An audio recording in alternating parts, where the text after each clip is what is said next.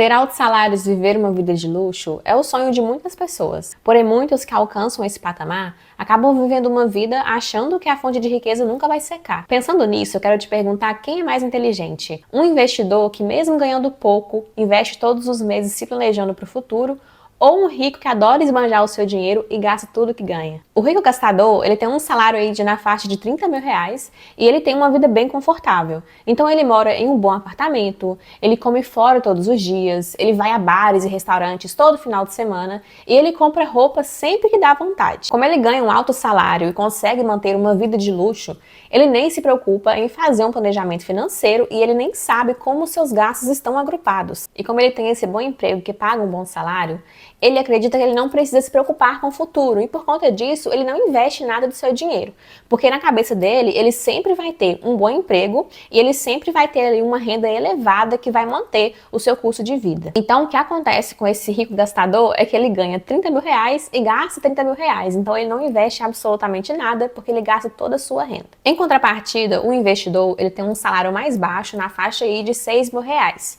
e ele tem uma vida mais modesta, então ele mora em um apartamento mais barato, ele prepara comida em casa, ele vai a bares e restaurantes apenas 2 vezes no mês, então a cada 15 dias, e ele só compra roupas quando realmente precisa. E ele segue uma das leis do dinheiro apresentada pelo livro O Homem Mais Rico da Babilônia, e ele sempre se paga primeiro. Então toda vez que ele recebe o seu salário, ele destina 20% da sua renda para os investimentos. E o restante do dinheiro, ele destina para poder pagar as suas contas que já estão agrupadas, então antes mesmo do mês começar, ele já sabe quanto que ele precisa destinar para cada grupo de despesa.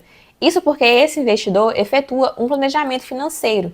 Então ele sabe quanto ele ganha, quanto ele gasta, onde ele gasta. Então ele já sabe ali certinho quais são as despesas que ele vai ter ao longo do mês para que ele consiga se planejar e poder distribuir o dinheiro de acordo com as despesas e com o valor que ele está destinando para poder se pagar primeiro. Além disso, esse investidor ele tem ali um ajuste salarial de 2% ao ano, que é de acordo com o contrato de trabalho que ele tem. E o que ele faz? Na medida em que o seu salário aumenta, ele também aumenta o valor que ele destina para poder fazer os aportes. Então ele vai aumentar ali os aportes na mesma proporção do seu salário. Passados 30 anos, o rico terá gasto todo o seu dinheiro e não terá acumulado nenhuma riqueza.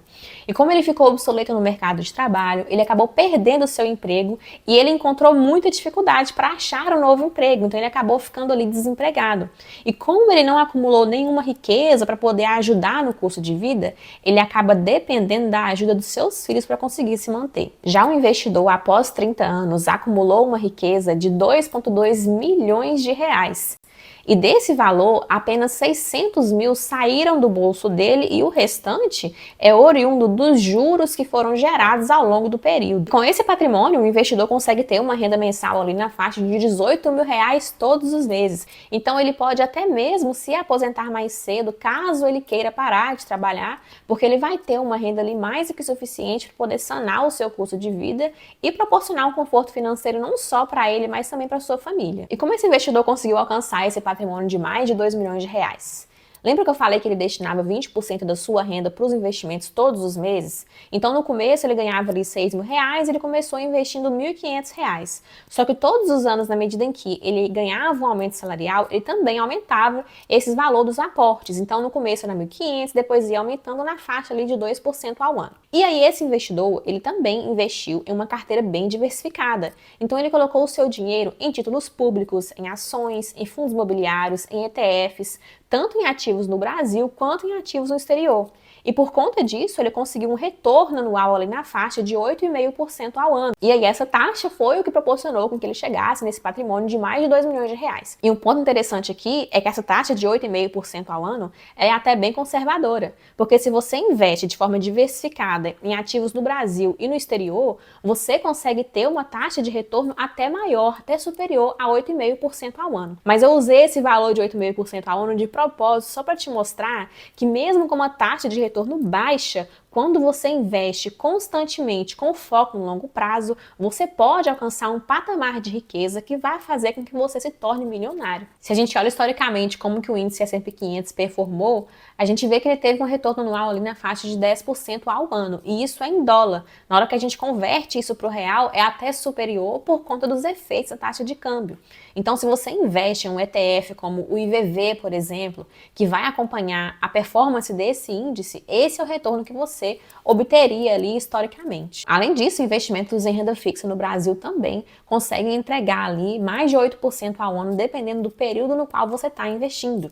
Então, alcançar essa taxa de retorno aí não é difícil, ainda mais se você tiver uma diversificação e uma exposição global. Então, a moral da história aqui é que, independente de quanto você ganha, você precisa destinar parte da sua renda para os investimentos. Porque caso você possua hoje um excelente salário, não há garantia nenhuma de que você continuará recebendo esse excelente salário para sempre até você chegar na hora de aposentar. E mesmo que você ganhe menos de R$ 6.000 com planejamento financeiro, você consegue destinar parte da sua renda para os investimentos. Lembre-se dos ensinamentos do Pai Rico, Pai Pobre. O que te faz rico não é quanto você ganha, mas quanto você poupa. Se você gosta desse tipo de conteúdo, compartilhe com sua família, com seus familiares e eu te vejo na próxima semana.